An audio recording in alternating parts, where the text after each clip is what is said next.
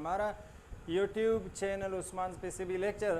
Students, आज का जो हमारा टॉपिक है वो है about the mechanism of breathing, यानी इंस्पिरेशन एंड एक्सपायरेशन और इनहेलेशन एंड एक्सहेलेशन हम डिस्कस करेंगे, और इसके साथ साथ हम कंट्रोलिंग ऑफ ब्रीथिंग भी डिस्कस करेंगे कि ब्रीथिंग कैसे कंट्रोल होता है through nervous system.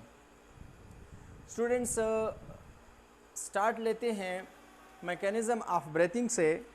Mechanism of breathing को हम 2 स्टेप में डिवाइड करते हैं। मैकेनिज़्म ऑफ ब्रीथिंग जो है, मैकेनिज़्म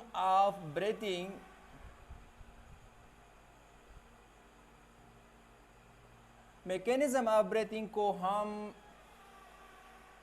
2 टाइप्स या 2 स्टेप में डिवाइड करते हैं। तो ये जो 2 स्टेप होते हैं ये है इंस्पायरेशन एंड एक्सपायरेशन।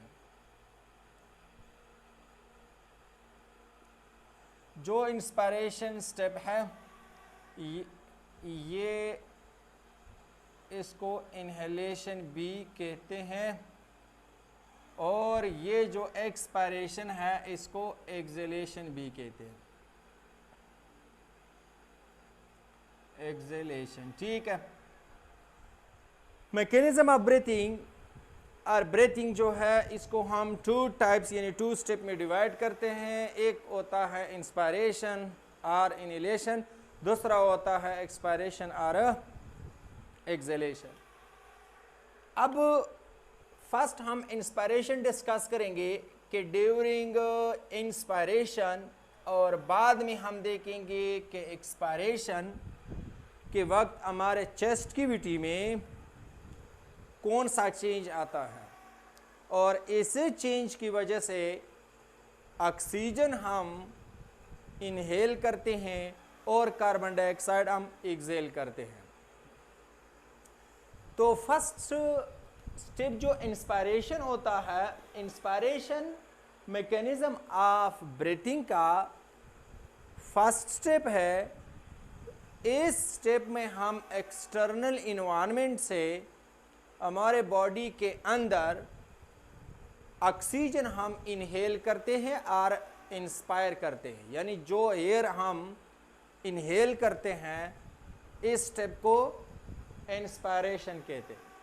और इंस्पायरेशन के बाद फिर चेस्ट कैविटी में कुछ चेंज आ जाता है, और उसी चेंज के वजह से बॉडी से कार्बन डाइऑक्साइड हम एक्सपायर करते हैं और एक्सहेल करते हैं बैक इनटू एक्सटर्नल इन्वायरमेंट।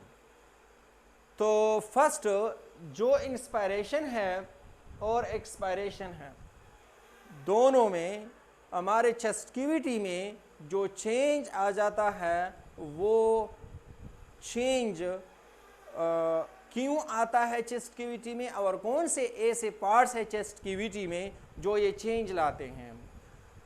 एक इंटरकॉस्टल मसल्स है और दूसरा है डायफ्राम। डायफ्राम और इंटरकॉस्टल मसल्स ये चेंज ड्यूरिंग एक्सपायरेशन और ड्यूरिंग इंस्पायरेशन लाता है चेस्ट कैविटी में। कभी कभार चेस्ट कैविटी में यानी जो लंग्स होता है उस पर प्रेशर बढ़ जाता है, और प्रेशर की वजह से उसका जो वॉल्यूम है, उसका जो कैपेसिटी ऑफ एयर है वो क्या हो जाता है, वो डिक्रीज हो जाता है, और कार्बन डाइऑक्साइड बाहर हम एक्सहेल करते हैं। और कभी कभार यही इंटरकॉस्टल मसल्स की और डायफ्राम की वजह से हमारे चेस्ट कैविटी के अंदर ऐसा चेंज आ जाता है जिसकी वजह से हमारे चेस्ट कैविटी या थोरेसिक कैविटी का वॉल्यूम बढ़ जाता है, और जो लंग्स होते हैं लंग्स के लिए ज़्यादा सा क्या होता है, स्पेस पैदा होता है, और इस लंग्स के लिए जो स्पेस पैदा होता है इस वजह से लंग्स क्या हो जाते हैं, फैल जाते हैं, और इस वजह से लंग्स का जो एयर वॉल्यूम है या इसके लिए इसका जो वॉल्यूम है लंग्स का वो बढ़ जाता है, और ऑक्सीजन हम क्या करते हैं, इनहेल करते हैं। तो फर्स्ट हम डिस्कस करेंगे ये वाला मैकेनिज्म ऑफ ब्रीथिंग के कौन सा चेंज आता है चेस्ट कैविटी में, और ये जो ड्यूरिंग इंस्पायरेशन और ड्यूरिंग या एक्सपायरेशन के बाद जो चेस्ट कैविटी में चेंज आता है, ये हम वॉलंटरीली कैसे कंट्रोल करते हैं, यानी ब्रेन इसको कैसे कंट्रोल करता है कि ये इनहेलेशन के बाद कौन सा चेंज आता है और कौन सा पार्ट इसको कंट्रोल करता है, और जो एक्सपायरेशन है ये हम बाद में डिस्कस करेंगे। फर्स्ट हम ये डिस्कस करते हैं कि मैकेनिज्म ऑफ ब्रीथिंग किस तरह होते हैं।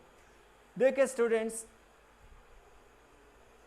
जैसे कि आपको पता है कि लंग्स जो है ये लोकेटेड है कहाँ पे, चेस्ट कैविटी के अंदर, और चेस्ट कैविटी जो है ये नीचे से जो लंग्स होते हैं ये किस चीज़ ने प्रोटेक्ट किए हैं, यानी इसका लंग्स का जो बेस है, फॉर एग्जांपल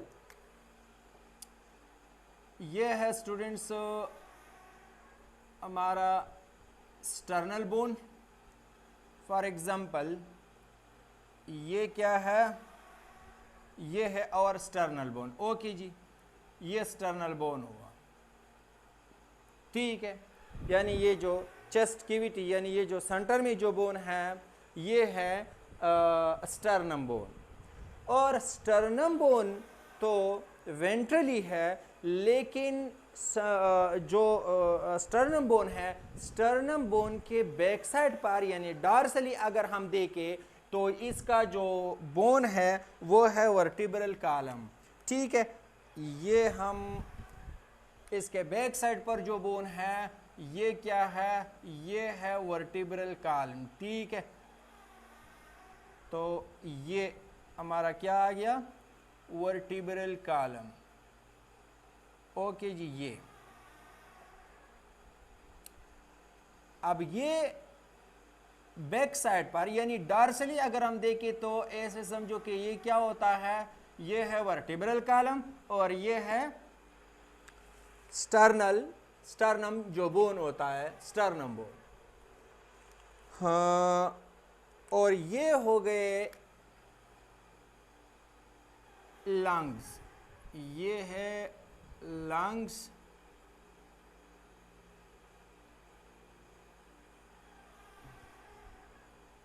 ठीक है, ये हो गए लंग्स।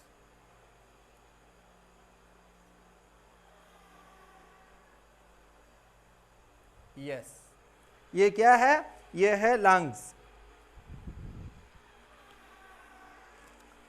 तो अब ये क्या है, ये स्टर्नम बोन है, ये वर्टिब्रल कॉलम है जो कि डॉर्सली वर्टिब्रल कॉलम है, और फ्रंट में वेंट्रली क्या है, स्टर्नम बोन है, और ये लंग्स हो गए, ठीक है। और लंग्स के नीचे क्या है, इसको थोड़ा सा चेंज करते हैं। तो लंग्स का जो बेस होता है वो कहाँ पे प्रेजेंट है, यानी किस चीज़ के ऊपर लगा हुआ है, वो है डायफ्राम के ऊपर, ठीक है। अब ऐसे समझो कि ये क्या होता है, ये है डायफ्राम, ठीक है जी, ये मस्कुलर लेयर डायफ्राम। अब पिछले लेक्चरों में हमने ये डिस्कस किया था कि लंग्स का जो बेस है, यानी ये लंग्स का क्या है, ये लंग्स का बेस है, बेस यानी डायफ्राम के साथ जो लंग्स का पार्ट अटैच है इसको बेस कहते हैं, और ये जो पार्ट है इसका नेम होता है एपेक्स, और ये एपेक्स कौन से लेवल, क्लेविकल बोन के लेवल तक ऊपर गया हुआ है, ठीक है, हमारे चेस्ट कैविटी के। हाँ, और ये चेस्ट कैविटी के ये क्या होता है, ये है हमारे बोन रिब, ओके जी, ये रिब है, ठीक है। अगर हम इसी तरह लंग्स पर बनाएं तो ऐसे समझो कि ये क्या होते हैं, ये है रिब्स, ये है हमारे लंग्स के ऊपर रिब केज, ओके। और यहाँ पे हमने क्रॉस किया रिब्स को, रिब केज को अगर हम क्रॉस करें तो ऐसे नजर आएगा, ठीक है। अब ये रिब है और रिब के दरमियान में जो मसल्स है वो है इंटरकॉस्टल मसल्स। ये क्या होते हैं यहाँ पे, ये है इंटरकॉस्टल मसल्स, ठीक है। ये क्या हो गए, ये रेड कलर के जो मसल्स है ये इंटरकॉस्टल मसल्स है।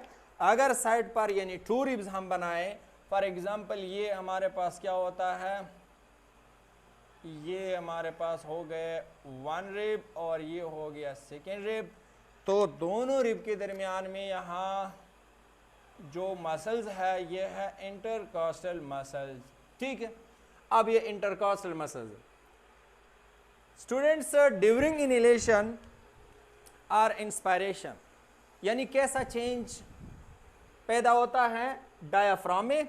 ये क्या होता है, डायाफ्राम मस्कुलर लेयर, लंग्स, और ये टोटली क्या होता है, चेस्ट कैविटी जो रिब केज के अंदर होता है। और यहाँ पे अगर हम बनाएं ऐसे समझो कि ये क्या है, ये है इंटरकॉस्टल मसल्स बिटवीन 2 रिब्स, ठीक है। अब ये इंटरकॉस्टल मसल है, ये क्या है, वर्टिब्रल कॉलम है। ये हो गया वर्टिब्रल कॉलम, ये हो गया स्टर्नल बोन, स्टर्नम, और ये है डायफ्राम। अब फर्स्ट हम देखते हैं इंटरकॉस्टल मसल्स। जब भी इंस्पायरेशन होता है या जब भी आउटर इन्वायरमेंट से हम एयर को इनहेल करते हैं, ऑक्सीजन को इनहेल करते हैं, तो फर्स्ट जो इंटरकॉस्टल मसल्स है वो क्या हो जाते हैं, वो कंट्रैक्ट हो जाते हैं। अब इंटरकॉस्टल मसल्स किस तरह कंट्रैक्ट होते हैं, देखिए स्टूडेंट्स, ए से समझो कि ये है आपके पास रिब्स।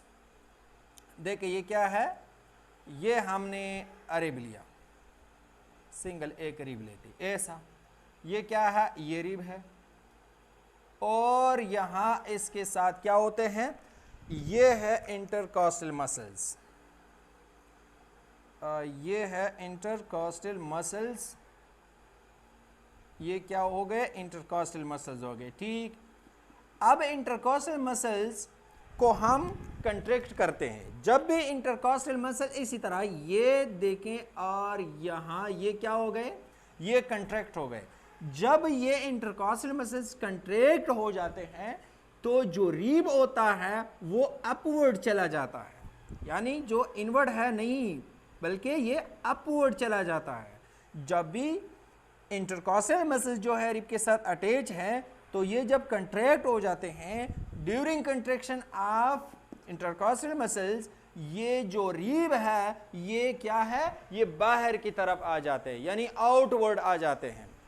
ऊपर की तरफ क्या होता है, यानी चेस्ट कैविटी से अगर हम देखें तो ये ऊपर की तरफ आते हैं, ठीक है, बाहर की तरफ।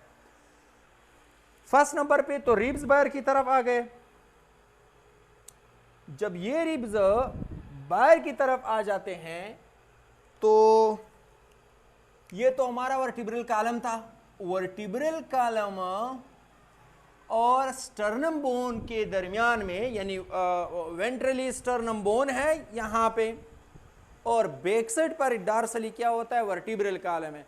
तो स्टर्नम बोन, ये स्टर्नम बोन है, ये वर्टिब्रल कॉलम है, तो ये भी एक दूसरे से दूर चले जाता है, यानी जो स्टर्नम बोन है वो वेंट्रली आ जाता है और ये डॉर्सली इसी तरह एक दूसरे से क्या होता है, थोड़ा सा सेपरेट हो जाते हैं, यानी दूर चले जाते हैं, यानी इसके दरमियान में भी जगह बन जाता है स्टर्नम बोन और वर्टिब्रल कॉलम के दरमियान में। ये हो गया दूसरा change, contraction of intercostal muscles, यानी इंटरकॉस्टल मसल फर्स्ट क्या हो गए, कंट्रैक्ट हो गए। तो जब भी इंटरकॉस्टल मसल्स कंट्रैक्ट हो जाते हैं, हमारे जो चेस्ट कैविटी के ऊपर जो रिब केज है, ये रिब्स कहाँ चले जाते हैं, ये आउटवर्ड आ जाते हैं, यानी बाहर की तरफ चले जाते हैं। और ये चेंज हुआ इंटरकॉस्टल मसल्स की वजह से। दूसरा चेंज जो है, ये हमें पता है स्टूडेंट्स के यहाँ पे जो पहले से डायफ्राम जो नॉर्मल पोजीशन पहले जो जिस पोजीशन पर मौजूद है वो है डोम शेप में, यानी मेहराब की शक्ल में, यानी इसी तरह डोम शेप में क्या होते हैं, मौजूद है डायफ्राम। अब ये डायफ्राम जो है, जब इस डायफ्राम